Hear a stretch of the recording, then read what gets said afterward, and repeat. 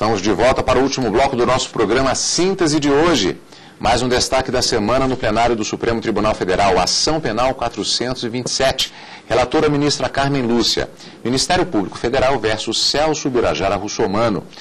Os fatos supostamente delituosos que geraram, primeiro, um inquérito encaminhado ao Supremo Tribunal Federal por conta do mandato parlamentar do então acusado, e já réu a partir da aceitação da denúncia e transformação do inquérito em ação penal.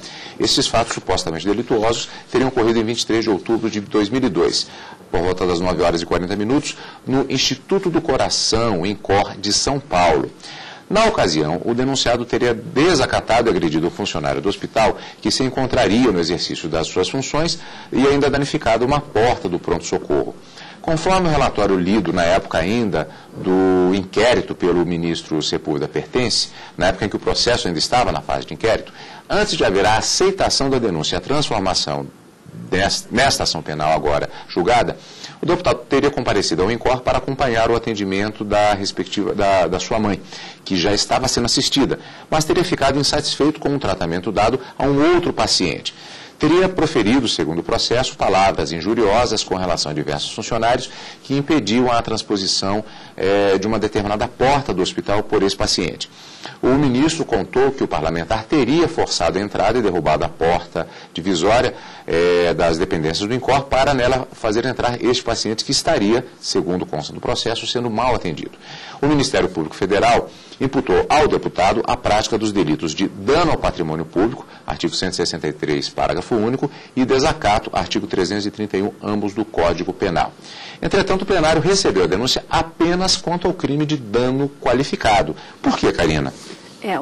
Os ministros, quando se reuniram em plenário em 2007 para decidir sobre o recebimento dessa ação penal, o voto do ministro relator, à época, ministro Sepúlveda Pertence, levantou um ponto fundamental, no sentido de que teria havido a prescrição desse crime de desacato, no sentido de que, da data do fato até o recebimento da denúncia, que é um fato, uma causa interruptiva, já teria se passado mais de 4 anos.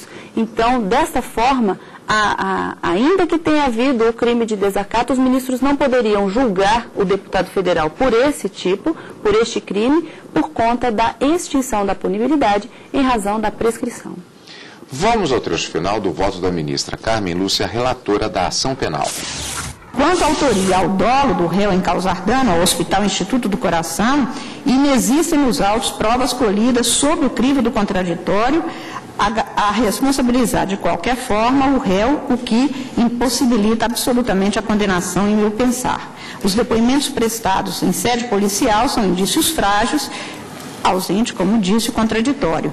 No mesmo sentido do que mencionado, o artigo 155 do Código de Processo Penal estabelece não ser possível condenação com base em elementos informativos colhidos exclusivamente em investigação, aspas, o juiz formará sua convicção pela livre apreciação da prova produzida em contraditório judicial, não podendo fundamentar sua decisão exclusivamente nos elementos informativos colhidos na investigação, ressalvadas provas cautelares, não repetíveis e antecipadas, fecho aspas. Tem-se assim, no caso agora apreciado, inexistirem provas suficientes para a condenação, para o que se faz necessário a certeza dos fatos ocorridos e de sua autoria, além, no caso, de dolo, porque a menor dúvida a respeito acena para a possibilidade de inocência do réu. Indícios, ainda que fortes, não podem sustentar um decreto condenatório. Sopesadas as provas constantes dos autos, tem-se que a versão do Ministério Público não merece guarida à míngua de substrato jurídico razoável, descortinando-se, a meu ver, inarredável a conclusão de que a versão ministerial oferecida revela contornos que ficam, nesta altura, como mera conjectura, insuficiente a ensejar a condenação do réu, mesmo porque, no processo penal, tudo que oferece mais de uma vertente lógica não permite ao magistrado concluir em prejuízo do acusado. O interesse do Estado não é condenar, é propiciar um julgamento justo, observados os princípios da ampla defesa e do contraditório, para no final proferir o provimento adequado ao caso concreto, absolvendo ou condenando o réu neste último caso, desde que haja prova induvidosa. O O conjunto probatório havido nos autos da presente ação não dá fundamento necessário para a condenação do réu, para o que se exige certeza, não bastando sequer qual grande possibilidade. Pelo exposto, senhor presidente, senhores ministros, eu estou votando no sentido de julgar improcedente a pretensão punitiva estatal deduzida na denúncia para absolver Celso Birajara Russomano da prática do delito previsto no artigo 163, parágrafo único do inciso 3 do Código Penal, nos termos do artigo 386, inciso 7 do Código de Processo Penal. Trata-se de uma ação penal, no caso temos um ministro revisor, e no caso o ministro Dias Toffoli. Ele votou também pela absolvição do parlamentar, mas com um fundamento diferente. Vamos rever o voto e depois voltamos. Também eu julgo improcedente a ação penal.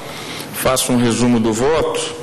Inicialmente abordo o fato da prova colhida contra o réu ser exclusivamente da fase inquisitorial, e o artigo 155 do Código de Processo Penal é explícito de que não pode formar o juiz a sua convicção exclusivamente nessas provas, e cito jurisprudência, cito teoria a respeito do tema, teoria jurídica, e mais adiante no meu voto, disso se conclui que o inquérito policial não pode ser sede de sentença condenatória, porquanto a prova testemunhal que nele se colhe só adquire valor jurídico mediante a sua jurisdicionalização na fase processual. Sobre o crivo do contraditório, o que não ocorreu na espécie, pois os depoimentos das testemunhas que reforçariam uma eventual condenação foram todos colhidos na dita fase pré-processual. Apontado o réu como autor do delito, não foram confirmados posteriormente em juízo. Assim, entendo que o conjunto probatório em desfavor do réu está embasado apenas nas declarações prestadas em sede policial, não tendo suporte nas declarações judiciais das testemunhas ouvidas em juízo, nem em outras provas colhidas na fase judicial que pudesse corroborar a assertiva de que o dano produzido na porta do inquérito tenha sido produzido por um chute deliberadamente impedido pelo réu. Também, mais adiante no meu voto, senhor presidente, abordo a questão da ausência do dolo. Parece que o que houve ali foi um empurra-empurra entre segurança e o réu, e desse empurra-empurra realmente surgiu um dano. Não há o elemento subjetivo do dano, da vontade de causar o dano, e eu também concluo pela absolvição do réu. Só que eu absolvo o réu pelo inciso 3, por entender que não constitui o fato infração penal. Então, há uma pequena divergência aqui com a relatora no fundamento do dispositivo do artigo 386 do CPP. Eu fundamento no inciso 3. Não constitui o fato, os fatos que estão demonstrados aqui não constituem infração penal. De concreto, aqui o entendimento ou uma fundamentação jurídica diferenciada, mas com base na falta de comprovação do dolo, da intenção, inclusive, de que aqueles fatos pudessem ser caracterizados, tipificados para justificar a condenação. Exatamente. O dolo é a vontade de causar o dano, de destruir, de inutilizar a coisa alheia, deve ficar comprovado. E ao que os ministros entenderam, todas as provas foram colhidas apenas na fase de inquérito policial e não foram confirmadas na fase judicial, o que torna a prova frágil. E nesse sentido, então, embora, como você disse, a fundamentação tenha sido diferente, todos os ministros decidiram pela absolvição do acusado por falta de provas efetivamente. Agora, no caso, às vezes se confunde quando algum processo por dano ele vai parar na justiça, são esferas diferentes. Aqui se trata especificamente da esfera penal.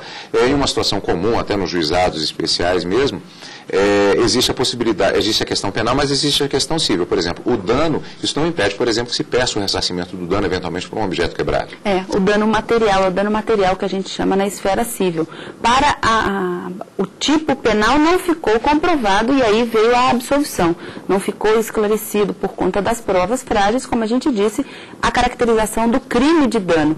Mas no civil nada impede que o hospital INCOR possa buscar o ressarcimento pelos valores expendidos em razão do conserto da porta, que, de acordo com testemunhas, teria sido causado pelo deputado. Isso é uma outra história, outra instância. Vamos para outro destaque da semana também, habeas corpus 100.341, relator ministro Joaquim Barbosa. Aqui se trata de um magistrado que foi convocado a depor na citada CPI, na chamada CPI da pedofilia, e esse magistrado, na verdade, inclusive, sendo investigado por conta de acusações também de pedofilia.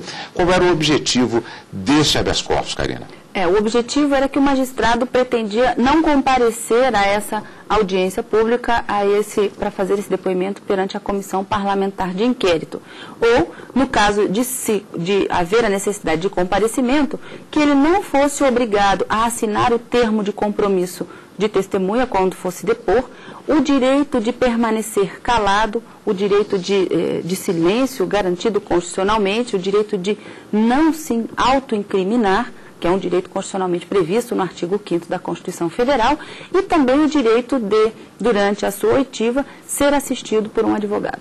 Bom, são dois pedidos essencialmente. Vamos ver o voto do ministro relator, vamos rever o voto do ministro relator Joaquim Barbosa e voltamos em seguida. O Supremo Tribunal Federal vem concedendo a ordem em habeas corpus para afirmar a garantia contra a autoincriminação.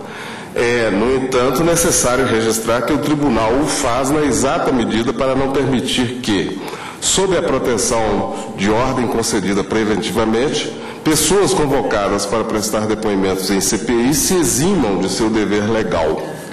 Ciente do entendimento da Corte, tenho registrado minha posição no sentido de que a expedição de salvo-conduto não é requisito único para o exercício da garantia constitucional contra a autoincriminação. Essa garantia pode ser invocada a qualquer momento, sem que se exija do cidadão qualquer título judicial. Contudo, verifico que a impetração está acompanhada de documentação que demonstra o fundado receio do paciente quanto à possível violação de garantias constitucionais. Cito a jurisprudência da Corte sobre o tema, inclusive, dentre os quais o HC 79.812, relator ministro Celso de Mello, relator HC 92.371, relator ministro Eros Grau. Com efeito, o indiciado ou testemunha tem o direito ao silêncio de não produzir prova contra si mesmo, embora esteja obrigado a comparecer à sessão na qual será ouvido, onde poderá ou não deixar de responder às perguntas que lhe forem feitas. As comissões parlamentares de inquérito, como já asseverado por diversas vezes, possuem poderes instrutórios próprios das autoridades judiciais, nos termos do parágrafo 3º do artigo 58 da Constituição. Porém, tais poderes devem ser exercidos com respeito aos direitos constitucionalmente garantidos ao paciente, ou seja, privilégio contra a autoincriminação, direito ao silêncio e a comunicar-se com o seu advogado. E tais direitos serão incondicionalmente resguardados sempre por esta Corte. Ante o exposto, eu estou concedendo parcialmente a ordem apenas para assegurar ao paciente que não está dispensado da obrigação de comparecer à CPI na audiência pública a ser designada. Concedo a ordem para assegurar-lhe os seguintes direitos. Primeiro, direito de ser assistido por seu advogado e de comunicar-se com este durante a sua inquirição, dispensa da assinatura do termo de compromisso legal de testemunho. Terceiro, exercício do seu direito ao silêncio, incluído o privilégio contra a autoincriminação, excluída a possibilidade de ser submetido a qualquer medida privativa de liberdade ou restritiva de direitos em razão do exercício de tais prerrogativas processuais. Determina ainda a expedição de salvo-conduto nestes termos e a comunicação com urgência à autoridade coatora. Ou seja, é garantido esses direitos, mas não dispensado de comparecer à CPI. É exatamente por isso o habeas corpus foi concedido, então, parcialmente. As CPIs, elas têm poderes de investigação próprios de autoridades judiciais.